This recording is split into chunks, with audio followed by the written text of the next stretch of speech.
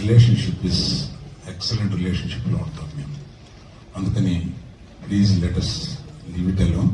అది కేవలం పొరపాటున నేను దిల్ రాజు లైఫ్ చెప్పడానికి అది వాడి ఉండకూడదని అనిపించిన తర్వాత ఈ మధ్య దిల్ రాజు గారిని నేను నా స్టేజ్ మీద ఆహ్వానించి చెప్పేటప్పుడు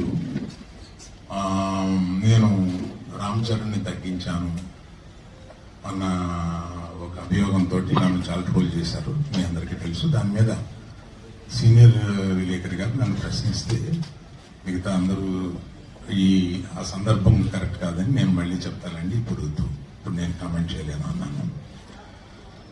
దాని మీద మీకు అంటే పబ్లిక్కి నేను చెప్పాలని అనుకున్నది ఏంటంటే, ఆ రోజు దిల్ రాజు గారిని ఆహ్వానిస్తూ ఆయన ఒక్క వారం రోజుల్లోనే కష్టాలు నష్టాలు ఇన్కమ్ ట్యాక్స్లు ఇవన్నీ అనుభవించారు అని పరిచయం చేయడానికి ఇన్అడ్వర్టెంట్లీ అంటే యాదాల ఉద్దేశపూర్వకం కాకుండా ఆ మాట అనాల్సి వచ్చింది.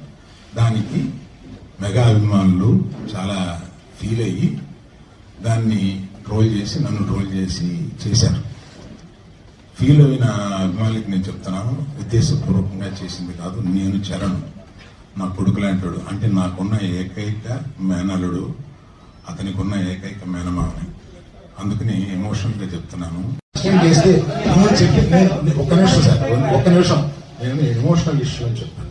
నేను చెప్పిన దానికి విలువ లేకుండా పోతుంది. దీన్ని ఫర్దర్గా తీసుకెళ్తే అందులో ఇంకో ఎడిటింగ్ వస్తుంది. ప్లీజ్.